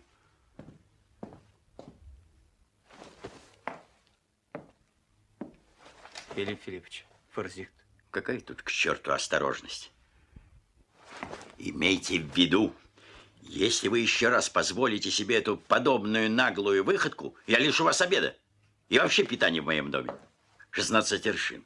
Это прелестно. Но ведь я не обязан вас кормить по этой лягушечьей бумаге. Я без пропитания оставаться не могу. Где же я буду харчеваться? Так вот и ведите себя прилично.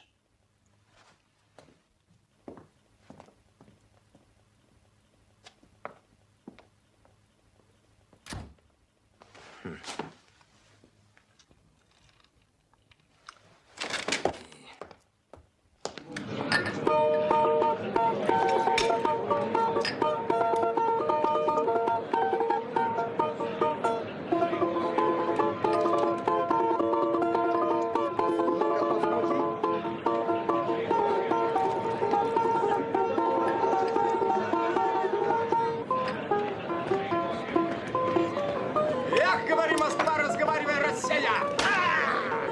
Давай, давай, ребята.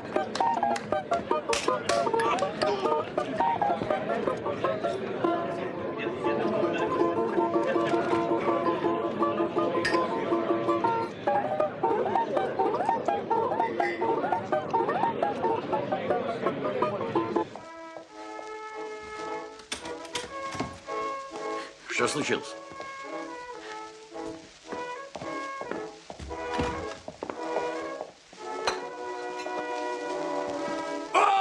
Иди, твою мать, профессор!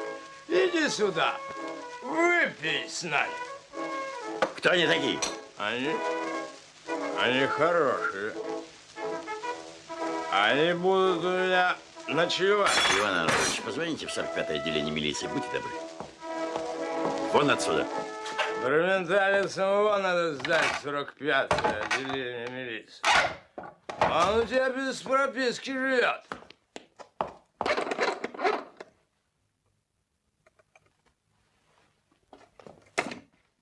Кто украл 2 червонца?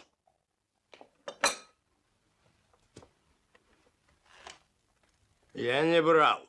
А кто же? Кто кроме вас? Я не один в доме живу. Может, Зинка взяла? Не беспокойся, Зинуш. В ванну его.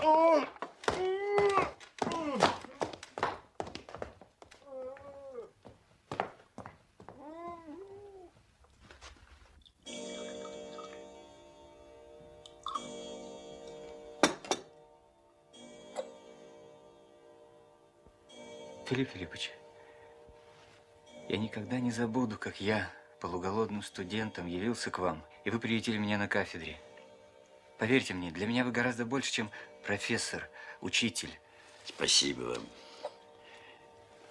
Голубчик, я иногда ору на вас на операциях.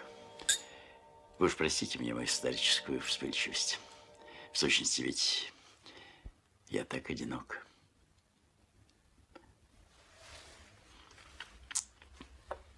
От Севильи до Гренады. Филипп Филиппович, я, конечно, не могу давать вам советы, но посмотрите на себя. Вы совсем замучились. И так нельзя же больше работать. Абсолютно невозможно. Ну вот. По моему глубокому убеждению, другого выхода нет, как покончить с ним. И не соблазняйте, и не говорите, и слушать не буду. Вы же понимаете, что получится, если нас накроют? Нам с вами, принимая во внимание происхождение, отъехать в Париж не придется, несмотря на нашу первую судимость. У вас же нет подходящего происхождения? Какой там черт? Отец был судебным следователем в Вильно. Ну, так вот. Это же дурная наследственность. Пакостнее придумать себе ничего нельзя. Впрочем, виноват у меня еще хуже. Отец кафедральный протерей, мать от Севильи до Гренады, в тихом сумраке ночи. Черт знает, что такое. Филипп Филиппович, вы величина мирового значения. Из-за какого-то, извините за выражение, сукина сына, да разве они смогут вас тронуть? Помилуйте. Тем более не пойду на это. Да почему? Но вы-то не величина мирового значения. Ну, где уж. Ну, так вот. А бросить коллегу в случае катастрофы, а самого выехать на мировом значении, это, извините, я московский студент, а не Шариков. Значит, теперь вы будете ждать, пока удастся из этого хулигана сделать человека? Иван Анатольевич, скажите, я понимаю что-нибудь в анатомии и физиологии? Филипп Филиппович, ну что вы спрашиваете? Ну так вот, будущий профессор Борменталь, сделать из него человека никому не удастся. И не спрашивайте. Я 5 лет выковыривал придатки из мозгов. Вы знаете, какую колоссальную работу проделал? Уму непостижимо. И спрашивается, зачем? Чтобы в один прекрасный день милейшего пса превратить в такую мразь, что волосы становятся дыбом. Исключительное что-то. Совершенно с вами согласен. Вот, доктор, что происходит, когда исследователь, вместо того, чтобы идти параллельно и ощупью с природой, форсирует вопросы и приоткрывает завесу. Вот тогда нате вам Шарикова, ешьте его с кашей. Филипп Филиппович, а если бы мозг Спинозы? А на какого дьявола, спрашивается? Объясните мне, пожалуйста. Зачем нужно искусственно фабриковать человека, когда любая баба может его родить когда угодно? Филипп Филиппович. Нет, не спорьте, пожалуйста. Не возражайте, Иван Иванович. Теоретически это интересно. Физиологи будут в восторге, Москва беснуется. На практически что? Кто теперь перед нами? Кто? Исключительный прохвост. Но кто он? Клим. Клим Чугункин. 2 судимости. Алкоголизм. Все поделить. Хам и свинья. Да. Я заботился совсем о другом. Об Евгенике. Об улучшении человеческой природы. А что получил? Неужели вы думаете, что я из-за денег занимаюсь этим омоложением? Я же все-таки ученый. Вы великий ученый, вот что. Да. Вот, доктор. Передо мной тупая безнадежность. Тогда вот что, дорогой учитель.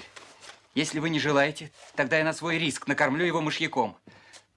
Наплевать, что папа судебный следователь. Не-не, ни в коем случае. Я не позволю вам этого. Мне 60, я имею право вам советовать. На преступление не идите никогда. Против кого бы оно ни было направлено. Доживите до старости с чистыми руками. Помилуйте, Филипп Филиппович, да ежели его еще обработает этот швондер, что же из него получится? Боже мой, я только теперь начинаю понимать, что может выйти из нашего Шарика. А, теперь поняли?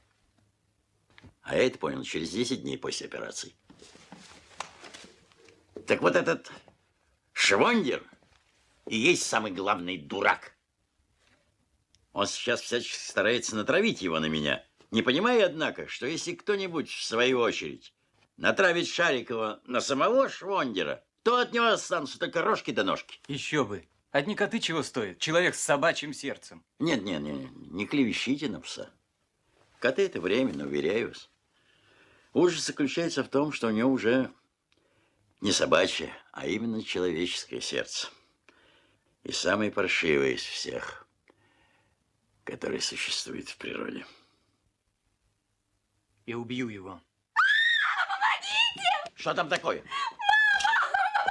Помогите! Что ж ты делаешь, паразит? Полюбуйтесь, господин профессор, на нашего визитера Телеграфовича. Ну, я-то замужем была, мне все равно, а Зина, невинная девушка. Хорошо, что я проснулась. Дарья Петровна, извините, пожалуйста. Дарья, дело молодое. Что вы, доктор, я запрещаю. Доктор! Вы не имеете права. Ничего. Ладно. Подождем до утра. Пролетай, пусти куда? Я сам пойду. Я ему устрою бенефис, когда он протрезвится. Филиппыч, ну скажи ему.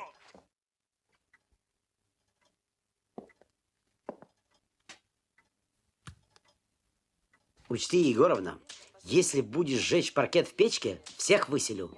Все. Слушаю вас. Простите, вы не знаете, где сейчас находится гражданин Шариков? Трухин, где исходящий? А что, его нет дома? Исчез. Почему я осел не запер дверь на ключ? Ищите его сами. Что ему, сторож? Тем более, что Шариков ваш прохвост. Вчера он взял в домкоме 7 рублей на покупку учебников.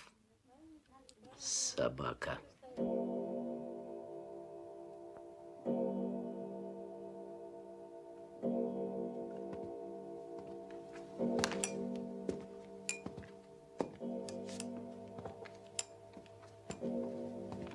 Воображаю, что будет твориться на улице. Воображаю. А он у меня еще 3 рябиновых водки украл и 3,50 занял. Так вам и надо. Ведь знали ж, кто он такой? Знали. Не надо было собак приводить в дом с улицы. Надо срочно в милицию заявить.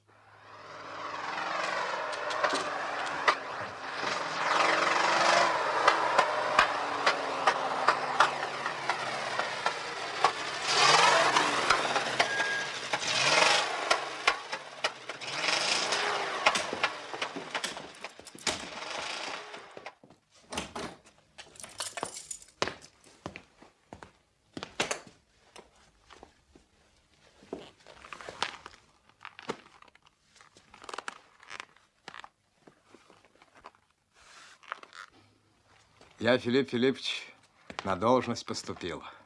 Бумагу дайте.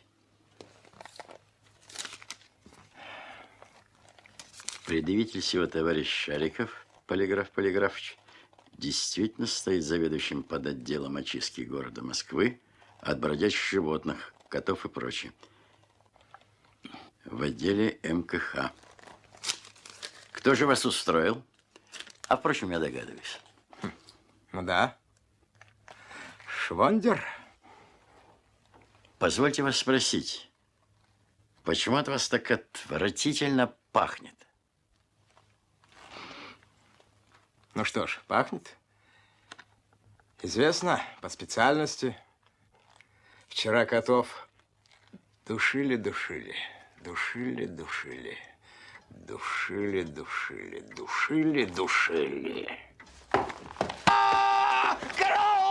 Иван Аронович! Ничего не послушайте, Дурнов, Филипп Филиппович, не беспокойтесь. Зина! Дарья Петровна! Вы повторяйте. Извините, многоуважаемая Дарья Петровна и Зинаида. Как ваше отчество? Прокофьевна! Прокофьевна, за мою выходку ночью в состоянии опьянения. Никогда этого не будет. Не буду. Да отпустите вы его задушите. Отпустите его, Иван Арнольдович.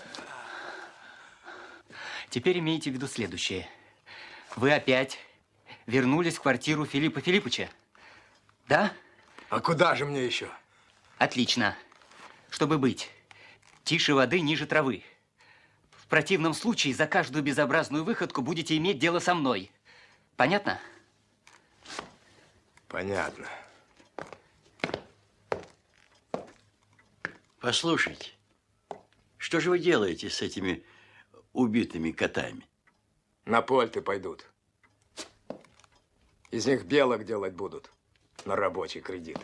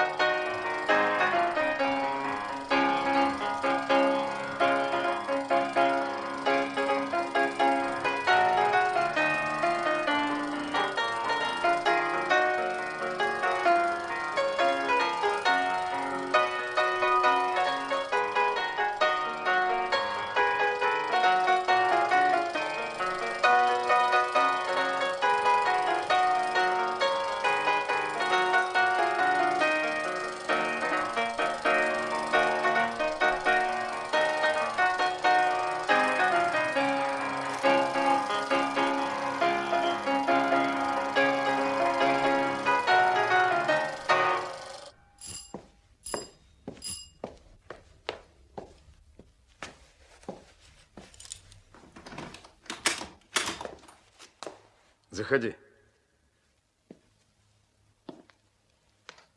Ну, смелее. Ну, что ты стоишь? Заходи смелее.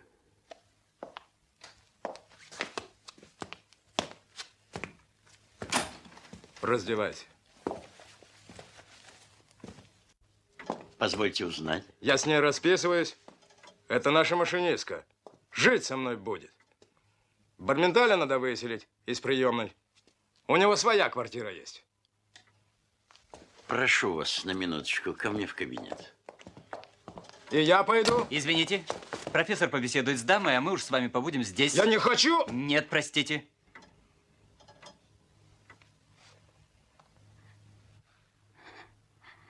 Он говорил, что ранен в боях. Лжет. Мне вас искренне жаль. Но нельзя же так. С первым встречным. Только из-за служебного положения. Детка, это же безобразие. В столовке солонина каждый день.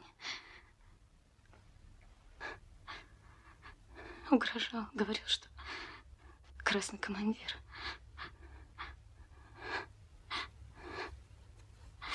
Говорил, будешь жить со мной в роскошной квартире.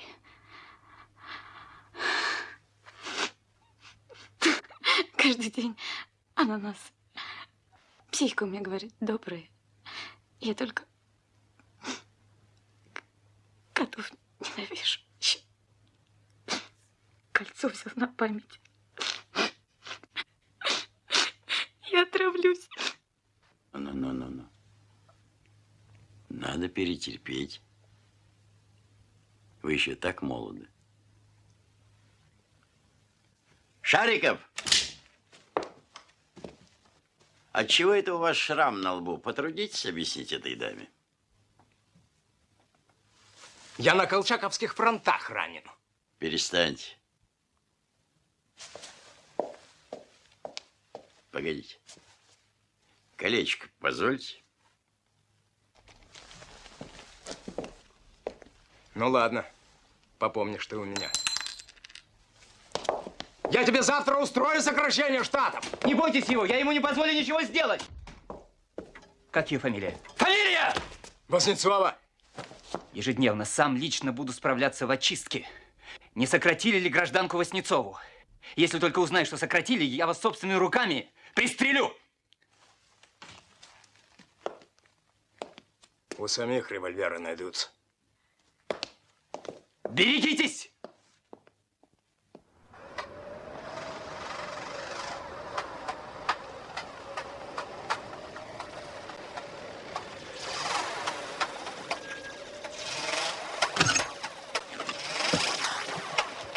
Не глуши мотор.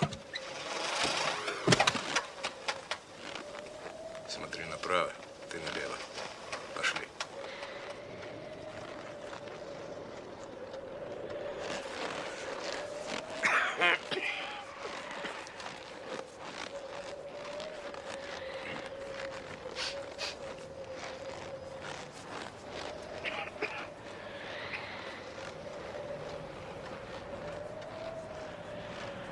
Ты здесь? Ты здесь. Смотрите внимательно.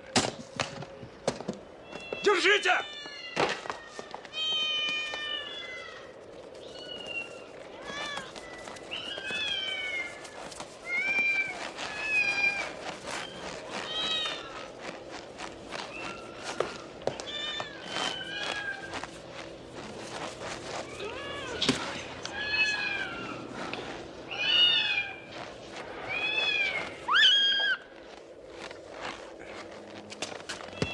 Давай, бери. Держи. Как ты знаешь, полиграфочки где не прячется. Я их сердцем чую. Садись. Давай, поехали. Смотри, не упусти.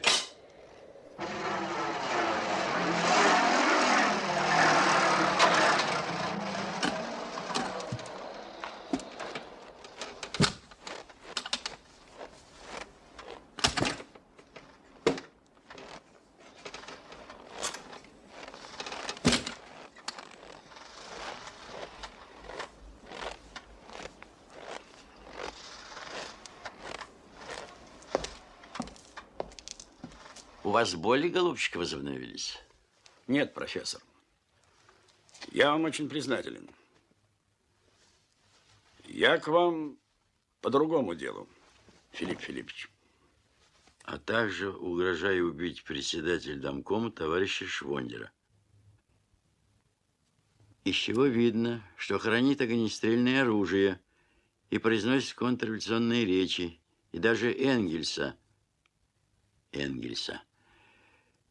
приказал своей социал-прислужнице Зинаиде Прокофьевне Буниной спалить в печке, как явный меньшевик со своим ассистентом Барменталем Иваном Арнольдовичем, который тайно, не прописанный, проживает в его квартире. Подпись заведующего под отделом очистки Шарикова, удостоверяю.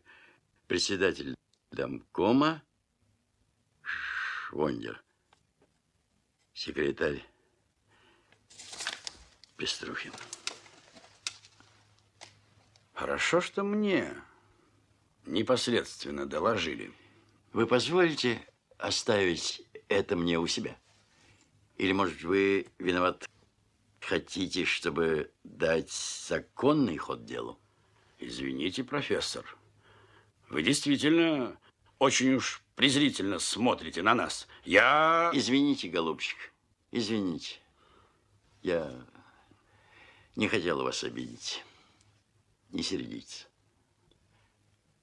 Он меня так задергал.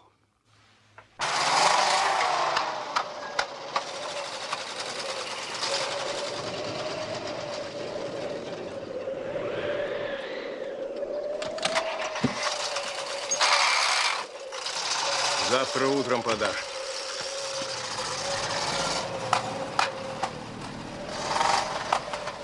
Здравия желаю, полиграф.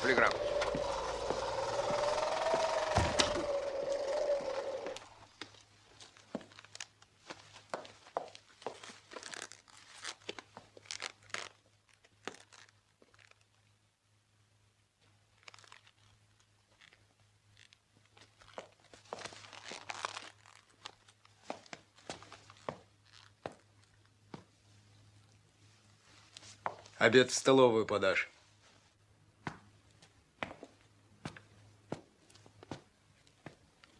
Шариков, зайдите в кабинет.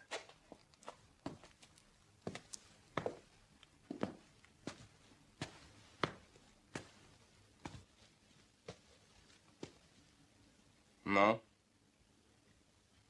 Сейчас заберите вещи, брюки, пальто, все, что вам нужно. И вон из квартиры. Как это так? Вон из квартиры сегодня. Да что такое в самом деле? Что, я управы, что ли, не найду на вас? Я на 16 першинах здесь сижу и буду сидеть! Убирайтесь из квартиры. Ва! Не лезь, Барменталь! Доктор, что вы...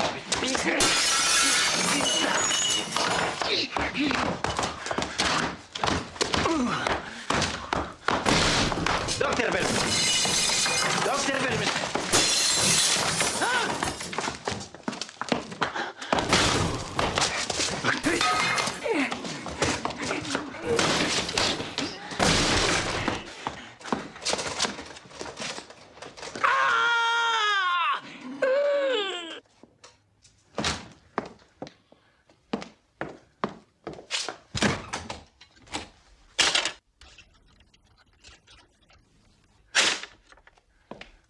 Ключ от парадной. Профессор просит вас никуда не уходить из квартиры. Это нет недоверия к вам. Просто кто-нибудь придет, а вы не выдержите и откроете. Нам нельзя мешать. Мы заняты. Это нет недоверия к нам. Они заняты. Им мешать не надо.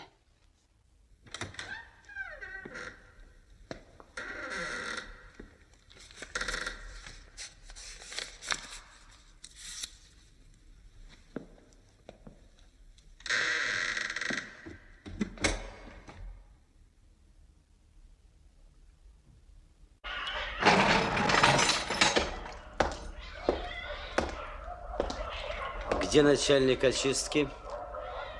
А ты кто? Я председатель домкома Швондер. А хрен его знает, где твой начальник очистки. Сами его третий день ждем. Так.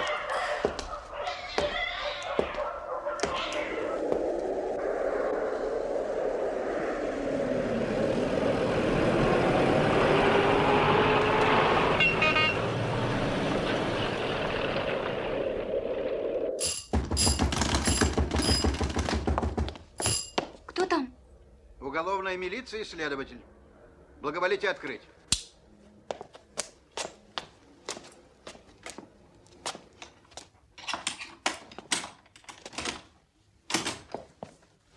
Где комната профессора?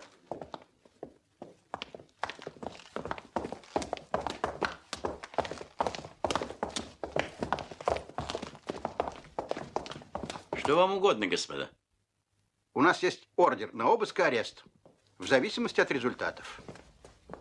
А по какому обвинению, позвольте вас спросить, и кого? По обвинению профессора Преображенского, Барменталя, Зинаиды Буниной и Дарьи Ивановой в убийстве заведующего под отделом очистки МКХ полиграфа Полиграфовича Шарикова. Ничего не понимаю. Какого Шарикова? Моего пса, которого я оперировал? Не пса, а когда он уже был человеком. Вот в чем дело. А, то есть он говорил. Но это еще не значит быть человеком. Впрочем, это не важно. Шарик и сейчас существует. И его решительно никто не убивал. Тогда вам придется его предъявить. 10-й день как пропал, а данные, извините, очень нехорошие. Доктор Барменталь, благоволите предъявить Шарика следователю.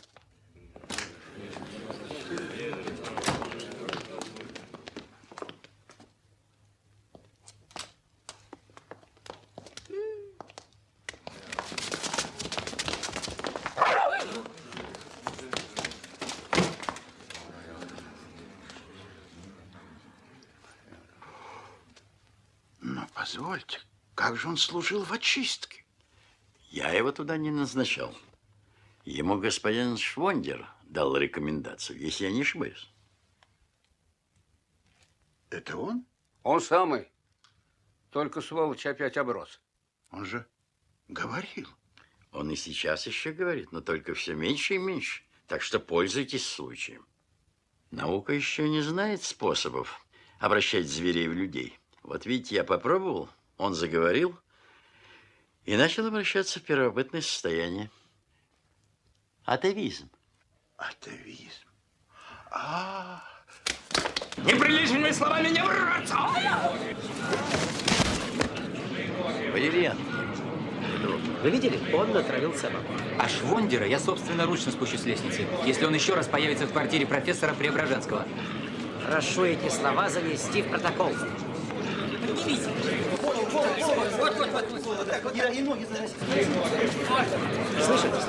Прошу эти слова занести в протокол.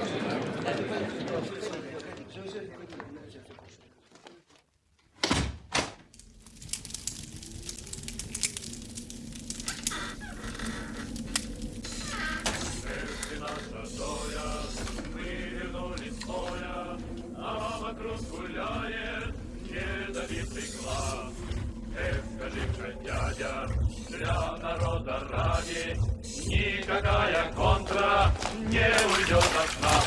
Чу-чу-чу, стучат копыта.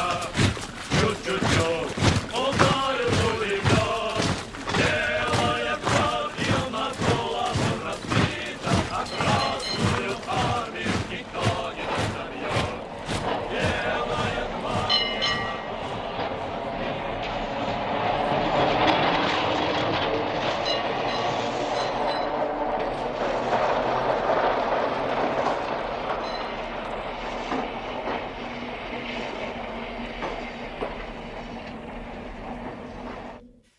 От Сини до Гренады в тихом сумраке ночей раздаются серенады, раздается звон мечей.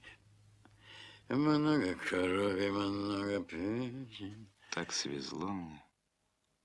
так свезло. Просто неописуемо свезло.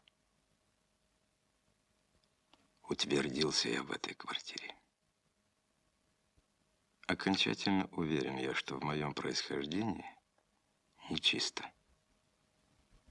Тут не без водолаза. Потаскуха была моя бабушка. Царство ей небесное, старушки. Правда, голову все исполосовали зачем-то. Но это до свадьбы заживет. Нам на это нечего смотреть.